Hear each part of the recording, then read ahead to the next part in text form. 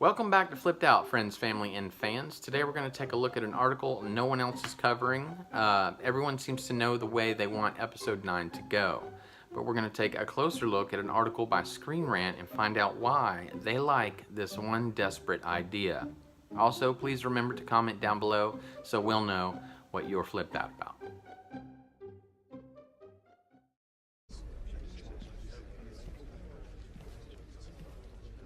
I believe I owe you an apology, Director Krennic. Your work exceeds all expectations. You'll tell the Emperor as much. I will tell him that his patience with your misadventures has been rewarded with a weapon that will bring a swift end to the rebellion. And that was only an inkling of its destructive potential. I will tell him that I will be taking control over the weapon I first spoke of years ago, effective immediately. We stand here amidst my achievement, not yours! I'm afraid the recent security breaches have laid bare your inadequacies as a military director. The breaches have been filled. Jeddah has been silenced. You think this pilot acted alone? He was dispatched from the installation on Edu, Galen Erso's facility. We'll see about this.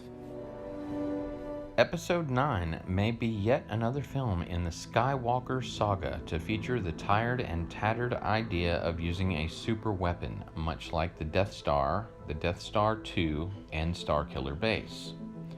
The article from Screen Rant says it's out of necessity given to director J.J. Abrams' plan. It goes on to state that Abrams is back to finish what he started a few years ago. Though plot details are being tightly kept, the studio has either purposely or impurposely leaked some details. My opinion is that they are leaking these details to test the market reaction. Though honestly, I feel like many of you in that if something leaks, like it or not, they don't give a shit. But I guess that remains to be seen and proven. The article takes an unexpected turn and begins to address Carrie Fisher's role in the upcoming movie. JJ, as we've all heard, plans to repurpose Carrie's cutting room floor edits from The Force Awakens and The Last Jedi. However, these cut scenes were never shot with the intention of reusing them later. Given what we know of the scenes that were used, it brings to mind many types of situations they might be repurposed. The article continues that, based on what JJ has to work with, an infamous series trope might make its return, but not in the way fans would think. Kylo Ren is rumored to be overseeing a construction of a First Order superweapon. Did you just think of the Return of the Jedi for a second there? Many people are thinking that, and I, for one, don't like it. That to me seems like a retread, and an easy way out. Is there no creativity left in Hollywood? Why don't they just stick a giant dildo in space and have it spit at the planets?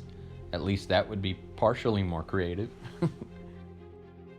So this is just speculative for now. It actually could be the good guys with a super weapon this time. Perhaps the Resistance has decided to make an enormous black hole maker that sucks all of the First Order super weapon dildos in and then destroys them, leaving behind child support and alimony court orders floating in space.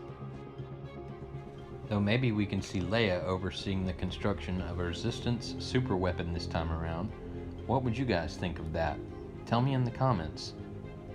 The article goes on calling the Resistance super weapon the Warhammer. The Warhammer is from Legends and is said to cut right through Star Destroyers. Chris Agar, who wrote the article, believes that if Episode 7 footage of Fisher is being recycled, then chances are that Abrams is going to revisit this development.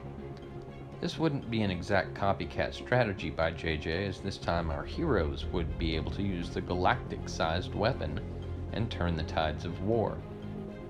Screen Rant, as if paid to propagandize the small leftover pockets of leftist Star Wars fanatics, goes on to finish the article with saying that this is, quote, right out of the Empire's playbook, though desperate times call for desperate measures, end quote. Well, clearly Lucasfilm's feeling a little desperate. though maybe, like many things Lucasfilm has done in the last few years, it's just not the best idea.